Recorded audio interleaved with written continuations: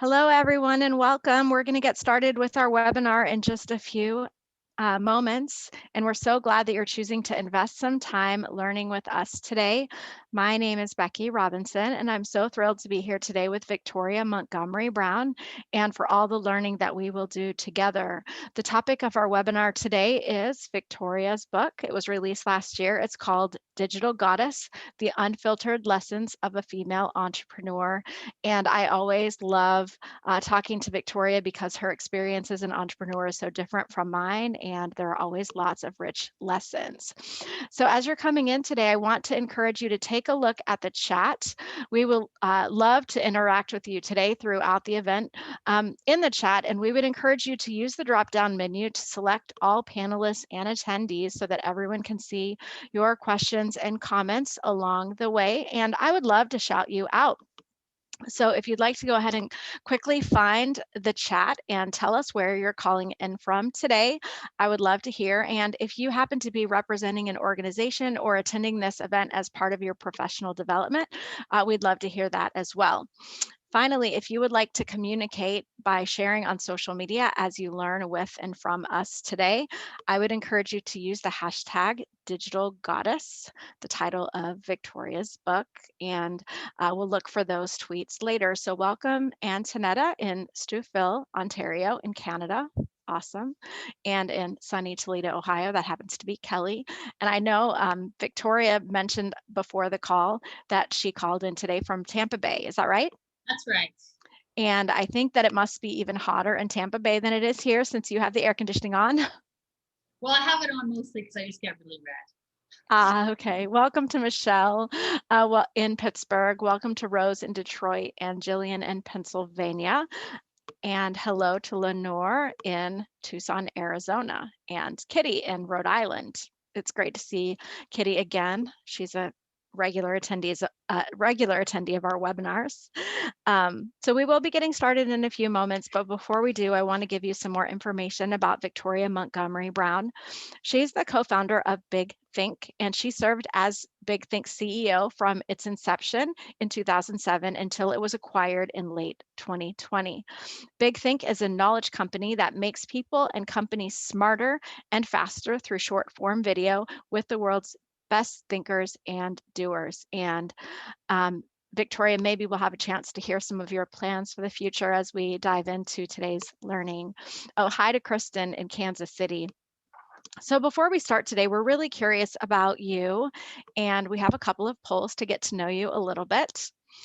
So we're going to start with this one. How happy are you at work?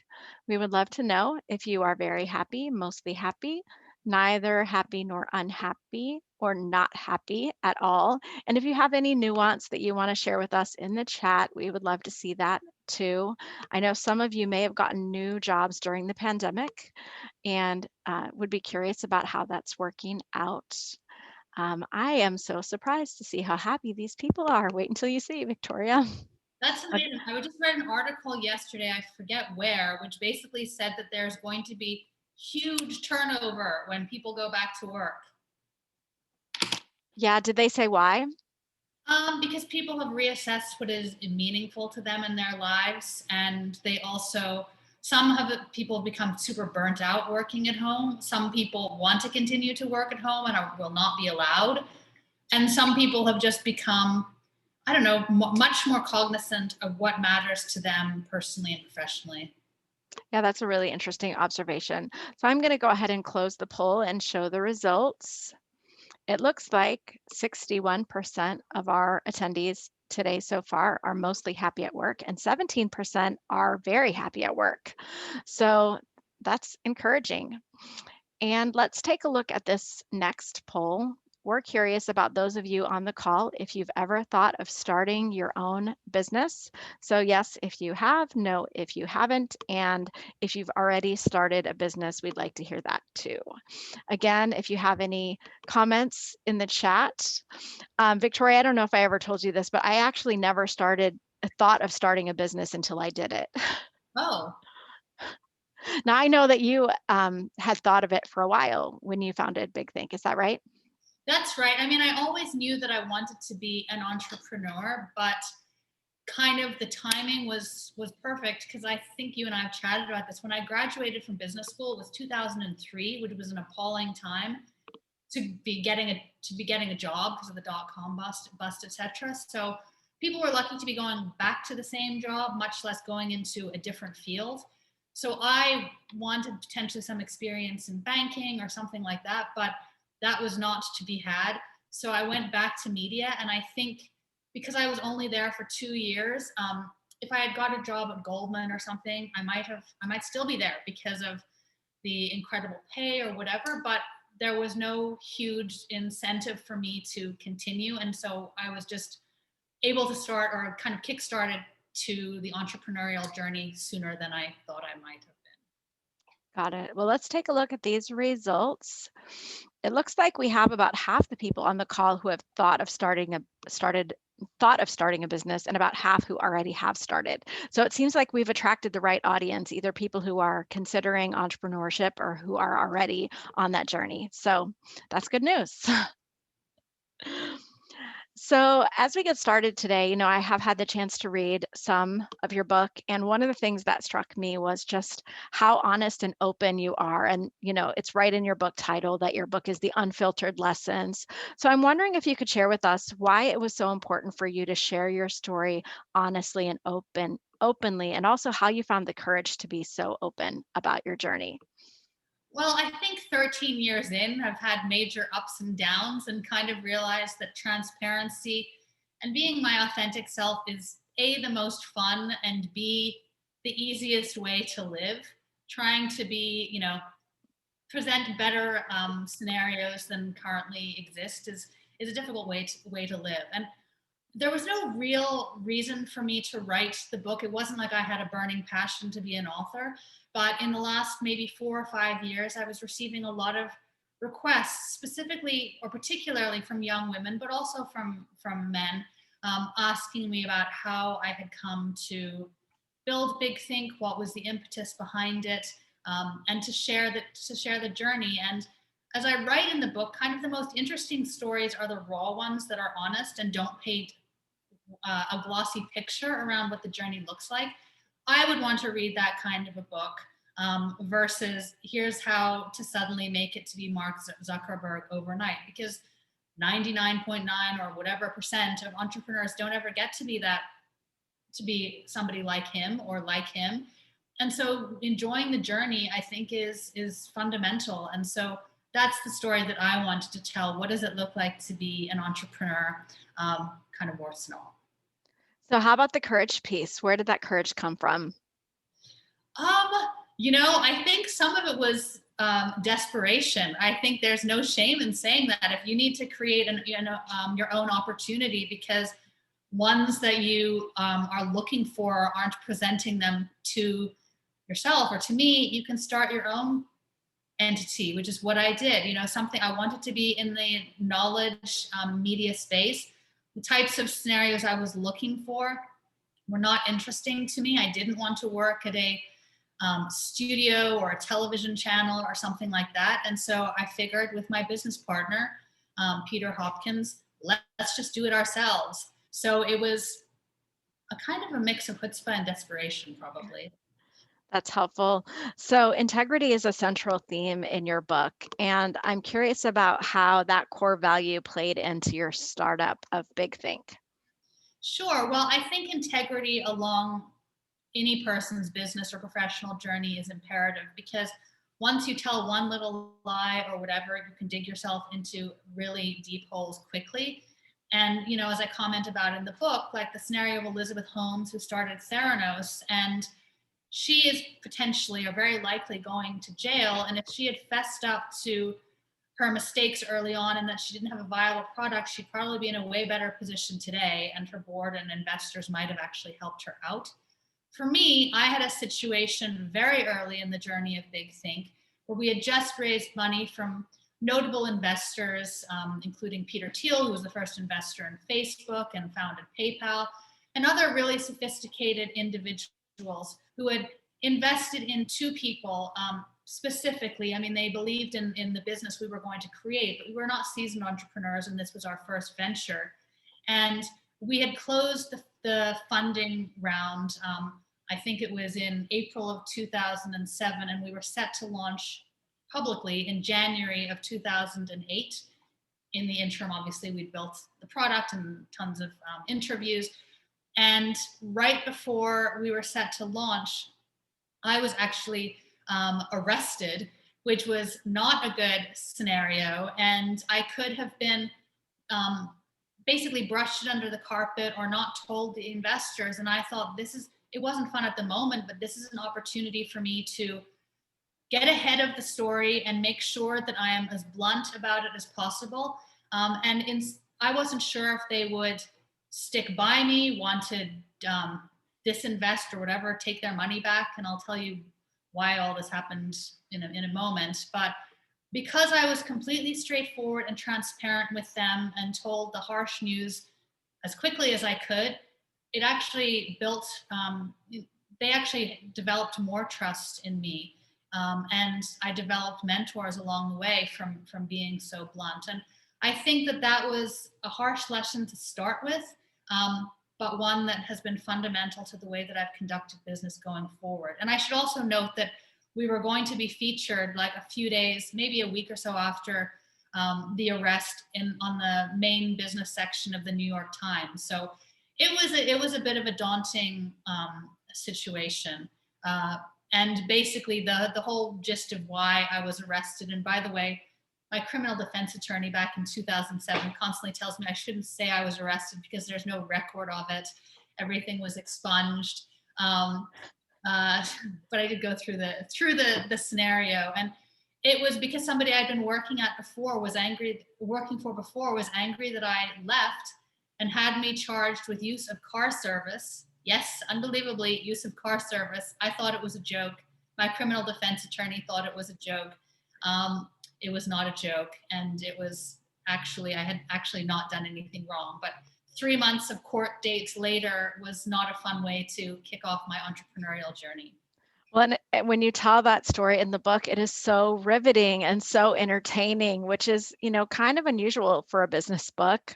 I found myself unable to put it down. And so, can you just say a little bit more about the courage connected to having integrity to share that potentially life-altering information with your investors at such a critical juncture of your startup? Yeah, at that point we had 5 individual investors, and really not anybody's, but a lot of people's temptation would be to do nothing and hope it goes away. And there was a little bit of me in that felt that could be a possibility. But I just knew that if anything came to light, I would never gain the trust of these people again. And as I write in the book, you earn integrity once, and if you lose it, it's gone. And even though people may say they forgive you or whatever, if you haven't been completely straightforward, they literally won't trust you again. And so I knew that. And so it was to some degree courage, but it was also strategy. And maybe that's not a pleasant way to say it, but it is strategic to be straightforward. And I would behoove anybody in business, if you have bad news, whether it be sales reports or something like that, to get ahead of the bad news and make it sound as bad as possible, because people will believe you and trust that what you say is going to be accurate, and you're not going to sugarcoat things. So courage, I guess, a little bit, but it was more, I think, strategy. Well, and I wonder if your relationships didn't end up being stronger with those initial investors as a result of that vulnerability that you showed in sharing something embarrassing with them. They really did. And the individual who had catalyzed this entire sequence of events to happen, most of them knew of or knew personally. And so were not surprised and actually found it somewhat humorous. It was not humorous to me, obviously. And they were appreciative that literally the day it happened, I called all of them. Yeah, that's amazing. Well, let's talk about some other hurdles that you faced or that other founders face when starting a business. And, I think what's interesting here is the dynamic of being a funded business compared to like being a bootstrapped business. So, I founded my company in 2012, but it's always been bootstrapped, whereas you started your company and sought out that initial funding. So yeah, tell us about how that's a different path and some of the hurdles that you face in that path. Yeah, so when we started Big Think, so essentially we create short form video with leading thinkers and influencers. So in 2007, you couldn't film things with your iPhone, so production was actually expensive. So our cameras ranged between $25,000 to $40,000 because they had to be quality. That type of investment is not necessary at all today. So I'm not sure, going back, we might not have, if I would have found a similar entity today, I might not have raised money because we might not have had to. And we also had to build a website. And back then, again, you're dealing with video, which was relatively new on the internet. So it did require investment in infrastructure. So we didn't have the means to do it ourselves. So we went and found individuals who had an interest in knowledge and our mission of helping people get smarter faster, and approached them to do that. And they truly helped us get Big Think leverage and off the ground. And so there's a part of me which says if I were to do it today again, and I didn't need to raise money, I wouldn't. But at the same time, your investors can be hugely influential and contribute so much to launching the business. And especially if it's in the media or knowledge space, that was hugely beneficial to us. I've said over the years to raise as little as you can to make sure that the product or whatever you're building is viable. And I still would stick to that. However, what I would say is once you've determined that what you have is a viable product and you need money, to raise as much money as you can, because you don't know when the spigot is going to be turned off. But so as little money to start to prove that you can do it. And then if you need more money, to raise as much as you can, so that you have runway. So how many rounds of funding did you do for Big Think? We did one Series A. So it's rare. Most people do a seed round to start, but we went straight into a Series A. And then we did rolling rounds twice more after that. But what was good about the start of the business is that because we had raised a small amount of money to start with, we didn't have a lot of runway. So we had to figure out the business model and be making money before we even had a website. So we had our first business deals. We launched in January of 2008, but we had already sold some business sponsorships and advertising prior to that. So did that answer your question? Well, I think so. I wonder what other hurdles you faced. So you had the hurdle of funding. Yes. What other types of hurdles did you face on the journey? So obviously finding talent is critical. That's an ongoing hurdle. It never ends, basically, working with people, finding top talent. And also, as we were discussing some time ago, managing people and dealing with difficult situations at work are ongoing hurdles because people are complicated. But I think, the one thing that people, I think, often don't think about when they're being an entrepreneur is that making money is what keeps the business going, and the raising of money is just a means to that end. And I think for us, the ongoing challenge of meeting the bottom line is a never-ending scenario. And in many businesses, the business model has to change. So when we started, our initial business model was sponsorship and advertising because it was the early days of video on the internet. It was still pretty novel. And we were one of the pioneers of integrated thought leadership. So we'd have, sponsors who were sponsoring the type of content and the experts that we had on. But over the years, as CPMs, et cetera, lowered and you were expected to have tons and tons more eyeballs on the site, we had to think of different business models. And we'd always thought of subscription as a much more predictable way to make money. So people paying for certain aspects of the content that we were creating. And so we had a B2B, so business to business version of that with Big Think Edge, where we were licensing content into corporations for employee development. And if you get one deal like that, they're relatively large price tags, so that can help for a period of time, versus B2C, which is business to consumer. You have to make a lot more sales for that to impact the bottom line. So in the course of building the business, we had to come up with products, business models, and most importantly, to meet any of those objectives was to build an audience. So we started with an audience of 0. And as of now, Big Think, and the company that now owns Big Think, reaches about 60 million people a month. Now that doesn't happen overnight. And you've got to figure out in the journey of getting there, how are you going to make money? Well, we had to figure out the entire way. And as situations change, be agile enough to change your business or change our business model. So those were some of the initial hurdles, that's for sure, and ongoing. Yeah, I would love to dig into that a little bit more. So you had these two different priorities. One priority was building audience, which you did amazingly well by looking at the numbers. And then the other one is being agile to change up the business model to ensure that you have revenue to support the business over time. Which one of those did you focus more energy on, or did you find yourself, switching back and forth, or how did you manage those two different activities over the course of the business? Well, at the start of Big Think, we had two people, the two founders, myself and Peter. And at that stage, the entrepreneur, or we're doing pretty much everything, from finding office space to hiring people, etc.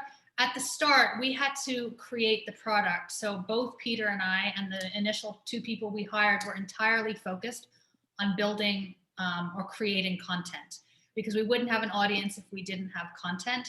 So it was basically, what are the priorities right now to get this business off the ground? So at the start, it was 100% focused for the first few months on getting interviews and editing and making that content. And then I switched to my second hat a few months in, well before we launched, to finding potential business partners or clients. And Peter did that as well. And so at the start, we were probably 90% focused on content and building the site and the product, and 10% thinking about where we might be able to get business from. And as time went on, it became more and more about the business, and we were hiring people to create the content, booking people, editing, etc. And then as time went on, Peter became a lot more focused on the content strategy and that type of thing. And I became a lot more focused necessarily on the business end of things and raising money. And there was no real plan at the start for both of us, like what are our roles going to be. I think ultimately in successful businesses, those roles become apparent pretty soon on out of necessity. And so at the end, when Big Think was acquired, pretty much all of my focus was on the business strategy, fundraising, partnerships, and mostly his focus was on the content end of things. And so what about the audience piece? Did you hire that piece out? No, I mean, at that stage, we didn't have enough resources in the early days to pay for audience, and I don't even know that it would have been possible back then. What we focused on was creating exceptional content, getting amazing guests on, and we built our audience entirely organically. So as of today, I think there are probably around 12 or 13 million totally organic subscribers, whether it be through Facebook or YouTube, to Big Think, and the audience is entirely built organically. We haven't paid for audience, viewership at all. Amazing. Well, so listening to you, what I'm really curious about, Victoria, is how you balanced this hugely demanding startup business for so many years, and how that impacted your personal life. And so for those who might be listening who are wondering, how do you juggle your, kind of personal interests in life with this work commitment and the big goals and ambitions that you had? Sure. Well, I think, in reflection, hindsight, or whatever is 2020, if that's the right expression, I would have done it a lot differently if I could do it again, because I invested pretty much 13 straight years of my life giving the majority of my focus to Big Think. For some of those years, there's absolutely no doubt that it was entirely necessary, because we wouldn't have got off the ground, and there were challenges along the way that required pretty much my full-time attention. But at the start of Big Think, I was living with somebody and we got married and then divorced within 3 years because, I mean, it's not entirely the entire story, but because the majority of the reason is because I was so focused on Big Think. And so my personal life was, obviously I dated lots of people and stuff like that along the way, but it was definitely not a priority. And I think I might have done it differently if I could have observed what a toll it would have taken on my life personally. And by the way, my ex-husband and I are still very good friends, so that's still there. And I'm with somebody now. But any case, I think basically it took a huge toll on my personal life, and I don't know that it was worth that investment. And I think at some point in this conversation we're going to get to kind of the mental health issues that I suffered along the way.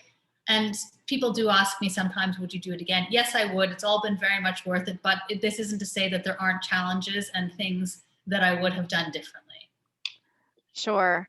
I guess I'm curious, can you tell a little bit more for those who might be considering starting a business? When you say it consumed your life for 13 years, like how many hours a day, how many days a week? Like, what did your life look like? What would be a day in the life of Victoria Montgomery Brown, maybe in 2009?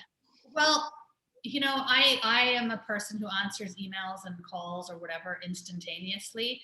And so I was never not on.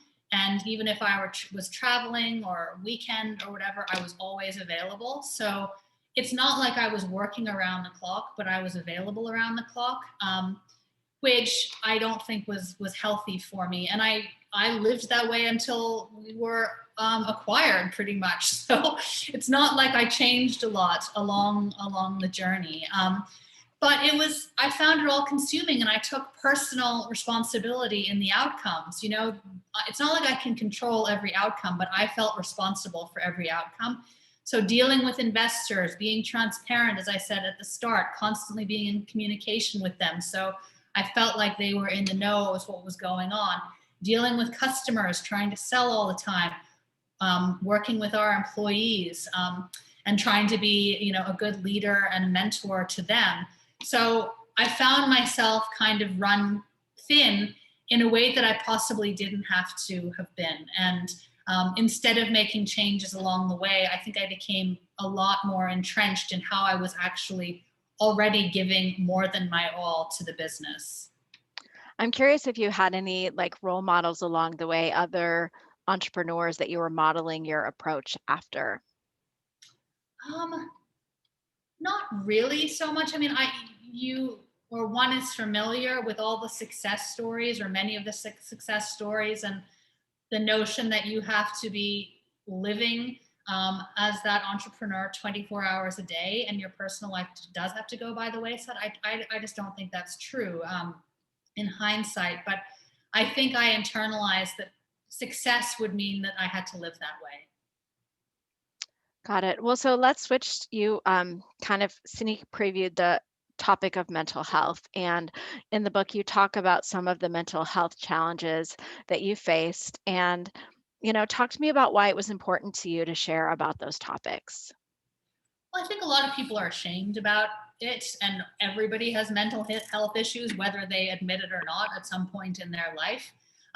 And for me, I think it was around 2013 where I just became so overwhelmed. It had been already a number of years since starting Big Think, and I was obsessed with it and consumed with it and just worried about it all the time.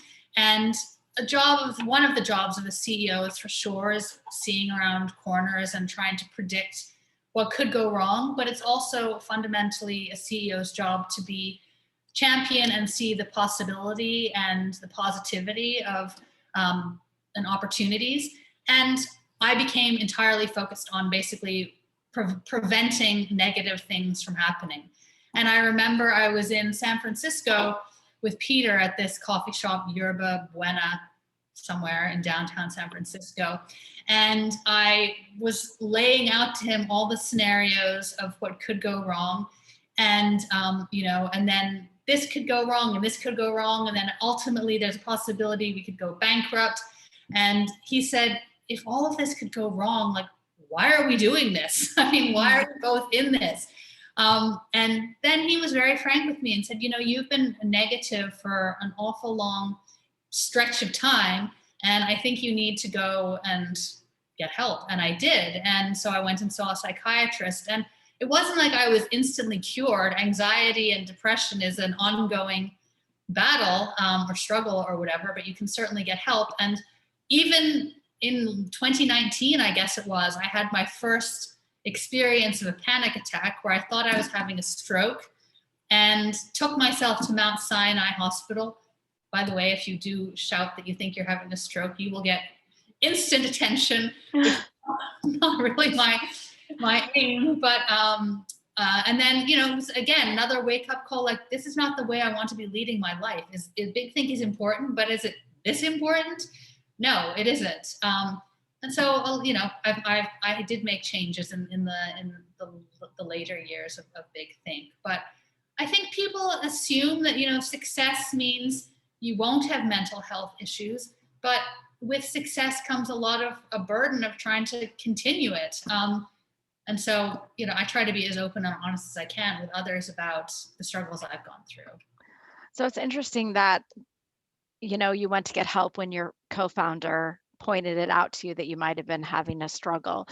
Were you aware of it yourself, or like? Oh, yeah. Okay. But I wasn't sure. I mean, I kind of thought it was my responsibility to be this anxious and stuff. I didn't realize that it wasn't healthy, and it certainly wasn't pleasant to be living in my mind at that time. But I didn't realize that there was another option. So I was glad that he brought it up, and I probably wouldn't have done anything myself. Well, it's awesome that you had him as a partner on the journey, to help each other through that. So you mentioned that you did make some changes from 2019 before the company was acquired in late 2020. Like, if you could do it over, like, I'm curious how you might structure, you're right now kind of choosing what's next for your career. So what type of different boundaries would you recommend for someone who's getting started on the entrepreneurial journey? Well, I think it's kind of, at the start, it really is all encompassing. And if you want to make a go of it as an entrepreneur, I think it's important to not sugarcoat that. You're not going to have a great work-life balance at the start of your business. I don't think it's wise to kind of visualize that might be the case. I do think soon after you start it, you can, or I could have put into place much more boundaries. I did not have to be available all the time or accessible. I did not have to be over communicating. I did not have to take on employees' personal issues with the organization or their role as my own, or take it on personally. There is a separation. There should be a separation between work and personal life. And I was incapable at the start, and for years into it, of making that happen. And defining my entire success of what happened with Big Think was a big mistake, and one that I would encourage people starting their own businesses not to do. And create boundaries. What is a life that you want? What does a life well lived look like? If it is working 24 hours a day, fine, more power to you. But if it's not, figure out what it is and what you would like to see, a balanced or as balanced life as you can, and make that happen. So if you could give someone who's just starting out one piece of advice, what would it be? What if they're starting out and they want to start a business, you mean? Yes. Mm-hmm. I would say just go for it. So many people kick the can down the road and say, I'll do it someday. I have a good job now. It's not a good time. When I save more money, when this happens, when that happens. If you want to do it, just do it. There's no time like the present, and it's not going to become any easier. If you have the idea, if you have a partner or somebody you want to do it with, just go for it. That's my advice. Awesome. And the last chapter of your book centers on finding joy at work. I'm curious what brought you joy along your journey with Big Think. Well, so many things. I mean, through Big Think, I've met hundreds, if not thousands, of incredible experts, people ranging, from Nobel laureates to business leaders, etc., artists. that has been fundamentally joyful, and a good number of them have become personal friends. And so starting the business certainly catalyzed many wonderful relationships for me. Also dealing with incredible people who contributed to Big Think. I feel like we've been blessed with some incredible people, many incredible people who've contributed to the success of Big Think, and we wouldn't be where we are without so many of them. And that to me has given me incredible joy. And I think ultimately realizing that I think the chapter is called Trying Harder to Be Softer, that I could be pretty much my authentic self at work, and I didn't need to be this drill sergeant type person. I mean, as I write in the book, I thought starting out Big Think that CEOs were kind of like army leaders. You're supposed to be command and control. And that just isn't necessary. Businesses are not military operations. And they're bringing a human element to work, I think did make it much more pleasurable for me and also for the people that I worked with. And so that gave me great joy too. Being able to show up as who you were. Yeah. I imagine so. I find joy in that too. Well, we are thrilled to be able to have some time at the end of today's event to take some questions from those of you who are attending. And there's two ways that you can do that. One is to put your question in the chat, and I'd be happy to share it with Victoria. The other is if you would like to come on camera and speak directly to Victoria to ask her your pressing questions. I'd be happy to promote you to panelists so that you can talk with us face to face. You can use the hand raise function in the bottom of your Zoom panel to let me know that you'd like to talk with us face to face, or you can put your questions in the chat. I would encourage you to use the drop down menu to select all panelists and attendees so that we can see your questions and comments so that everyone can. And while we're waiting for some questions to come in, I do have one more question, Victoria. So I did found my company alone, and I didn't have the joy of having a partner. And I'm curious, what you think the pros and cons are of starting a business independently versus, what you experienced with co-founding with Peter. Yeah, and I know people who have co-founded or founded businesses with partners that have ended disastrously. They may have gone into the situation close friends and come out of it with one of them being fired, the friendship completely breaking down.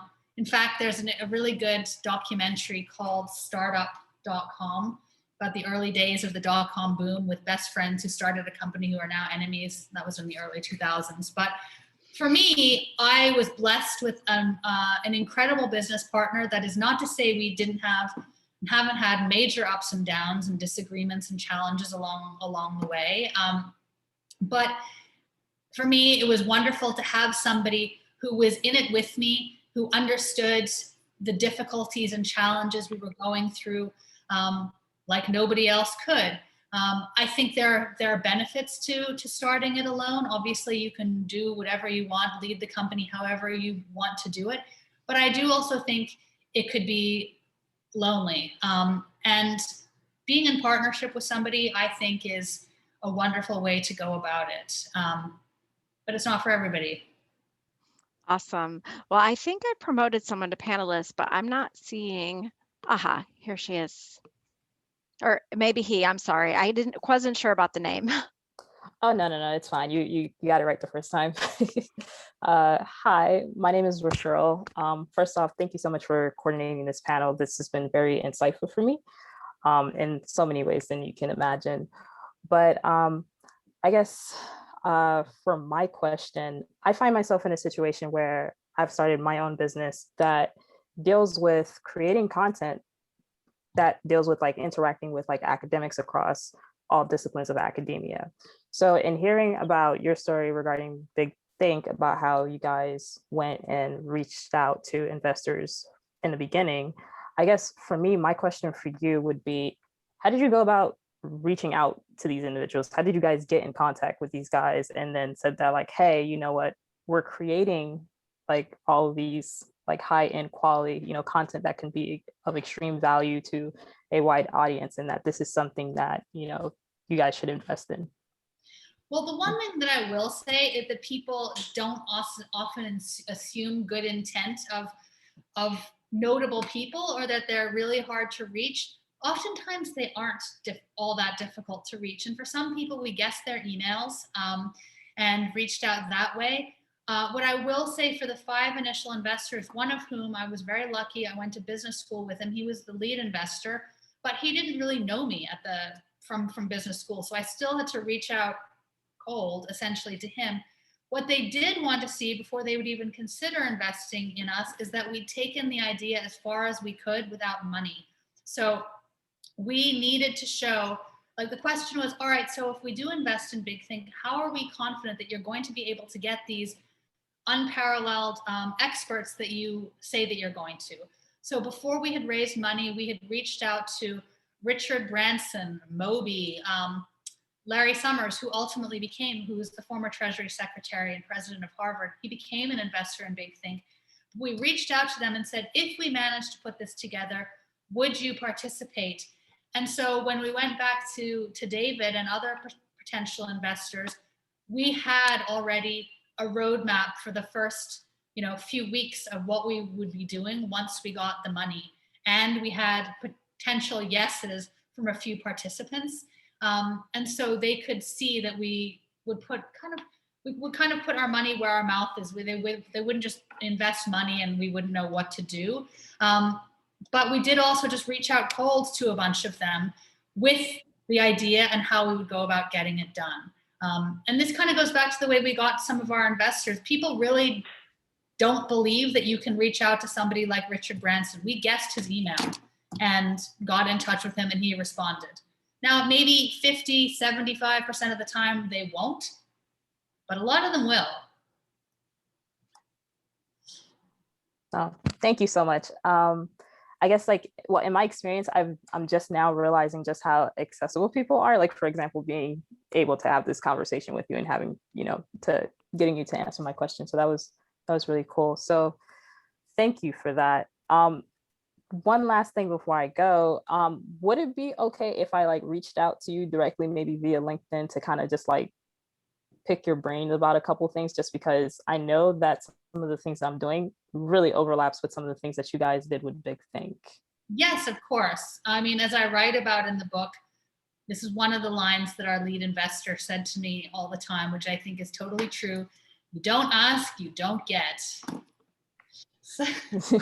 Pretty much. Well, thank you so much. Thank you so much. That was a really great question. Okay, so I do have a couple of questions in the chat as well. So Tess is wondering, well, I'm going to skip that one and come back. Peter is wondering, in giving your all to develop Big Think, were you ever confronted with ethical challenges or questions?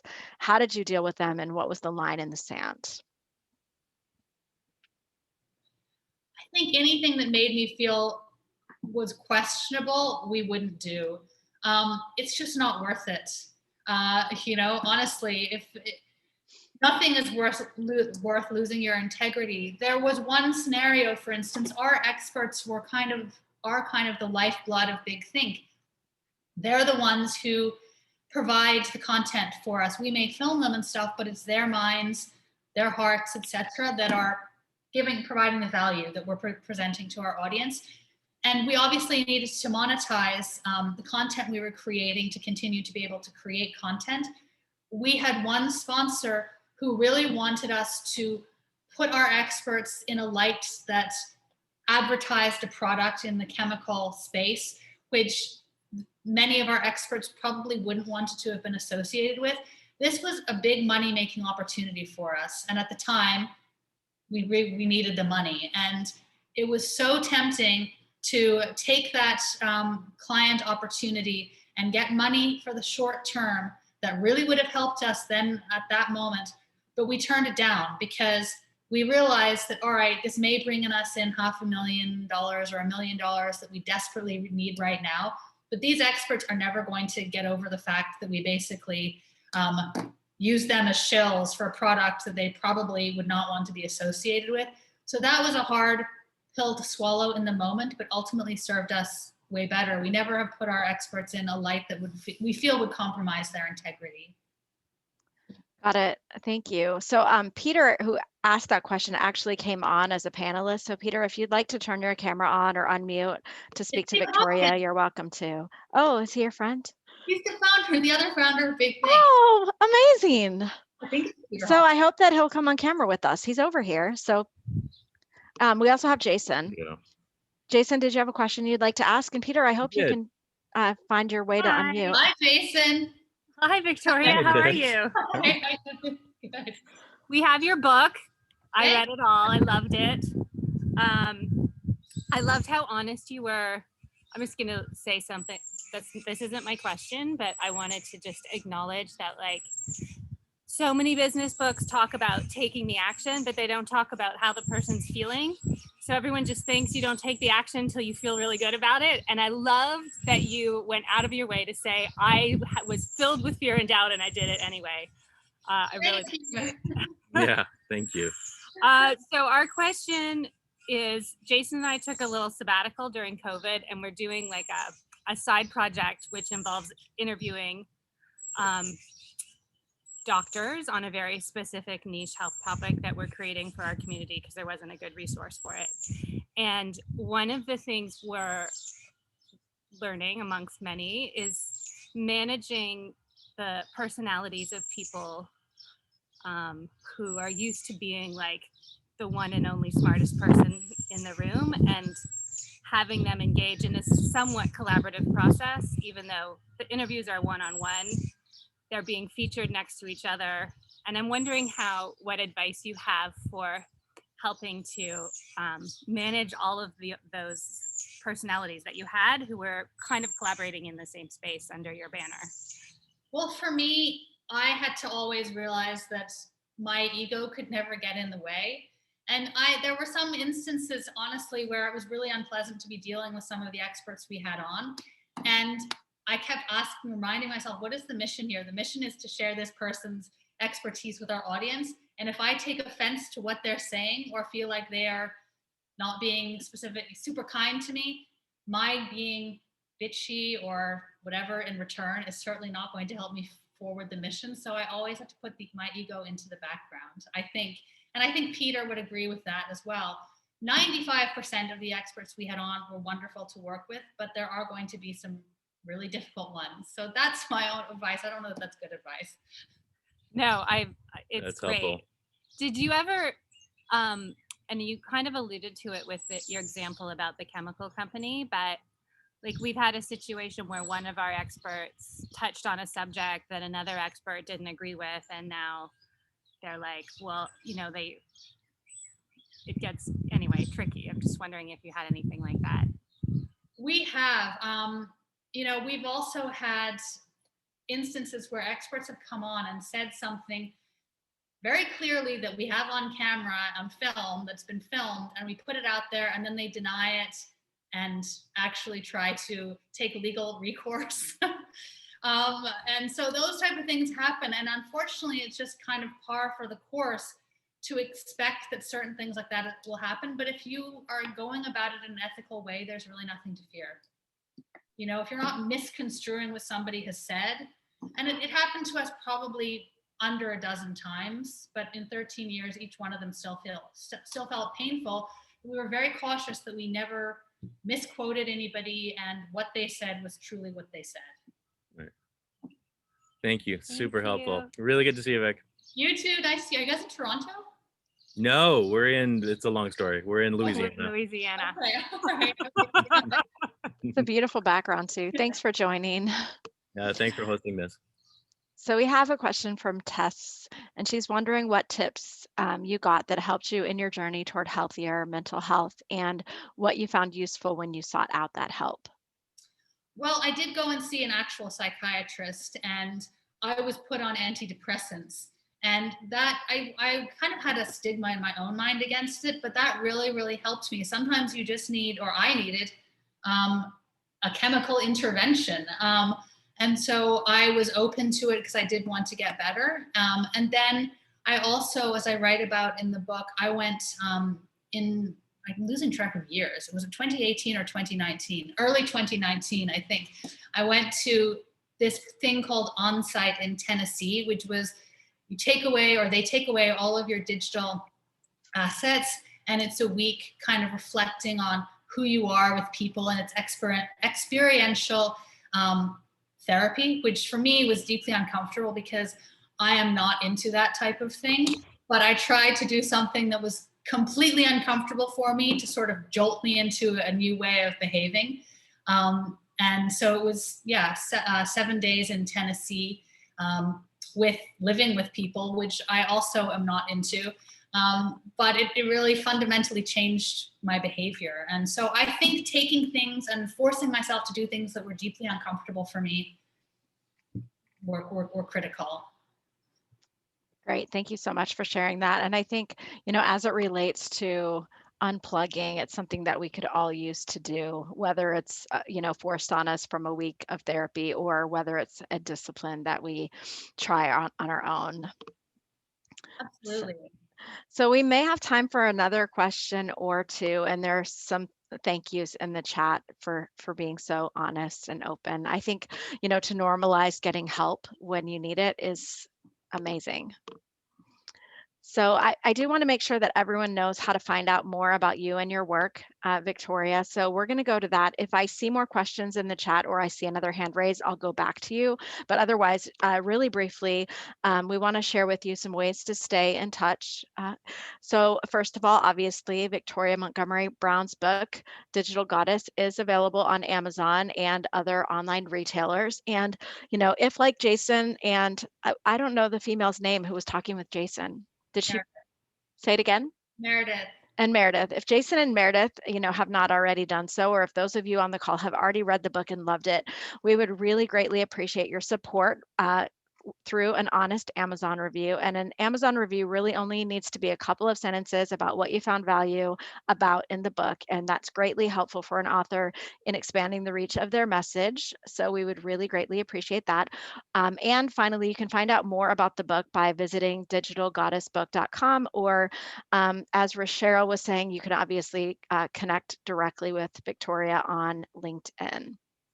So we would encourage you to stay connected, particularly if Victoria's story has been inspiring to you as someone who is either in the middle of developing your own business or aspires to develop one someday. So thank you so much for investing your time with us. And I'm wondering, Victoria, if you have any, parting advice for those who have joined with us today. Not really. I think as I said, if you're interested in starting a business, I just say just go for it. It's not better to start it tomorrow than it is today.